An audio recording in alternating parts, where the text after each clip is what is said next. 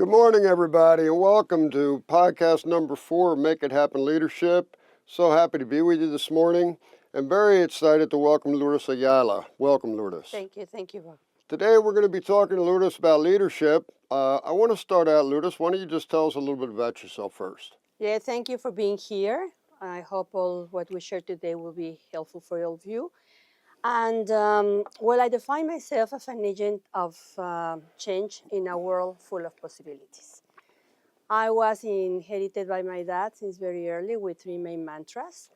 That the first one was, you are a woman. Honor who you are and keep your essence everywhere you go. The second, he said, you are an Ayala. So he said, honor your roots. That's your power. And the third, he said, fly high. Fly high, spread your wings, try not to dirty them, and keep your values afloat. Well, that's powerful, Lourdes. What age were you when he shared that with you? I was his first child, female. And every time since I had conscious, my dad was the first man that empowered me in life. What a powerful guidance to have in your life, huh? One thing I've been thinking about this, and one thing I want to ask you about. I know you're in the vacation ownership business, and my experience in that industry going back years, it was a very male-dominated business, as you well know. Today it's changed a lot, particularly in the United States, but back then it was very male-dominated, and still somewhat today in the sales area it's very male-dominated. So talk to us a little bit about how that impacted you and how you navigated that in your progression through this industry. Interesting, Bob. I think I have an inner strength that has never allowed me to think I'm less than a man. So I think it was a big asset within my walk in this road, because I never perceived that was going to be a condition to don't let me step forward. Although I recognize there's many biases. As a woman, that it's nice that during these times had been addressed. The first one that I think that my generation will provide to all these future generations is that we were the ones that broke the crystal ceilings. And those were coming from those beliefs that women cannot be in a sales environment, or that cannot be in high leadership positions. So I think the road is open already. The other and most important ceiling to break is the concrete ceilings. Those are the ones that you hold within yourself, and those goes more on your beliefs, on your family characteristics, how did they raise you, and whether they put you as a set mind, whether you could make it or not in life. But I was also very grateful in this business because I found pretty powerful men that propelled my career. And of course, I looked for the opportunity, and once the opportunity was there, it was mine. That's very powerful. You hit on two key concepts there that really jumped out at me. One is help.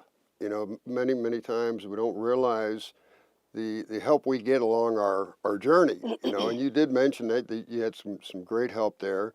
And the other one that you mentioned was learning, the ongoing learning. You didn't just get lucky. You actually put time and effort into that. Why don't you talk to us a little bit about those two things? Yeah, sure. Since I was very young, I love to study. I mean, really, to educate myself has been one of my passions. So everywhere I go, if I find something to learn, I'm there. Because you never know in which time those tools are going to help you. Because learning is about to acquire tools, to acquire resources, to unleash your processes. So that was the first one. I'm always very passionate about learning and educate myself.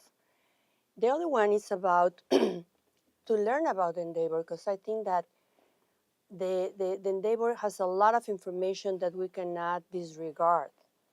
No matter whether we like it or not, it's very valuable information. So I think those two things had helped me a lot. And also, I get help from the outside. I mean, I do not own the whole truth, and sometimes we're mistakenly driven by misconceptions or by wrong information or beliefs. So I always like to get like another point of view, and a coach needs to be coached as well. So I have a coach, and I would like to say that one of the ones that believe in me back in that time were you, when you proposed me to be the president for the association. And really, that was a milestone in my career, because in this industry, basically, now that you refer how did I enter in the industry, I never perceived myself that I could be a president of an association, and I've been there, and it was because you proposed me. So I think you proposed me also because you saw talent, you saw that I could handle and drive that challenge to another plateau. So much to unpack there. I want to talk a little bit about your presidency in the association. I'll come back to that. Mm-hmm. You handle so many things that we cover in the book, Make It Happen. Um, some really good stuff there. I really enjoyed the one where you talked about, I don't have all the truth. In the book, we spend a little bit of time talking about the cost of not having that ability to ask for help and listen to other opinions, informing our decisions, because sometimes what we believe is what we believe, and having that outside influence really helps. Tell me, let's stop for just a sec. I want to hear a little bit about how, when, and how old you are did you get into the vacation ownership industry? I was 21 years old. Wow. Very young, just finished my career. I studied administration with an specialization in tourism.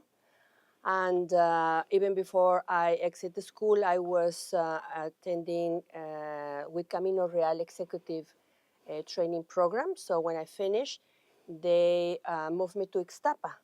So I started there in all the hotels area, heading the sales department. That was my primary interest. Although the earthquake in Mexico in 1985 made that hotel to shut down, so I moved down to Mexico. They moved me to Las Hadas. I'm being in Las Hadas, Manzanillo, very close to Puerto Vallarta.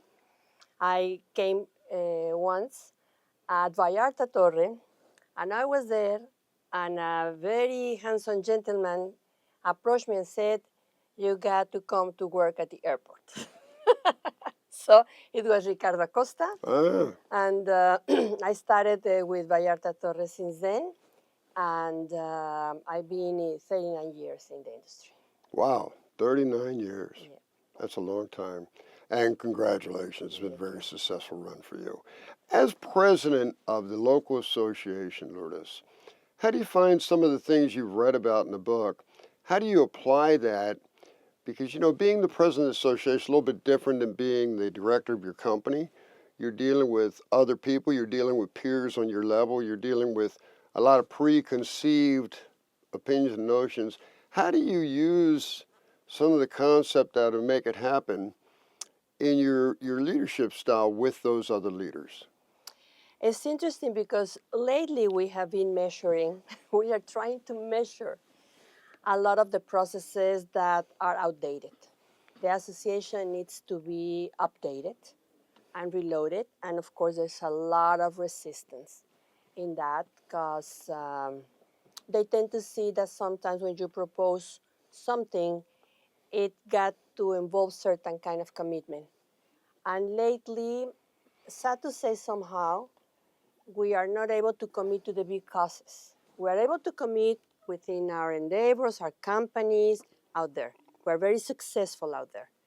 But in order to move in this industry and to help others to continue the heritage and to continue the philosophy, there is a lot of work that we as mentors need to do.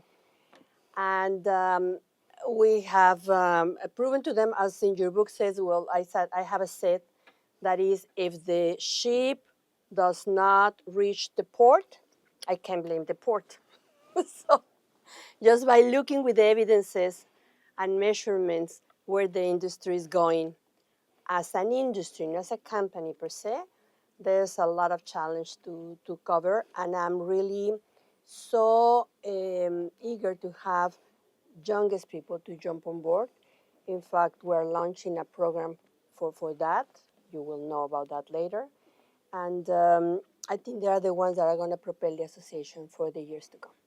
That's beautiful. That's very, very good work you're doing there, and a lot of impact, Lourdes. I got to tell you, as being a player here in this marketplace, I see your impact and the wonderful work you've done with that association. I'm very grateful to you for that.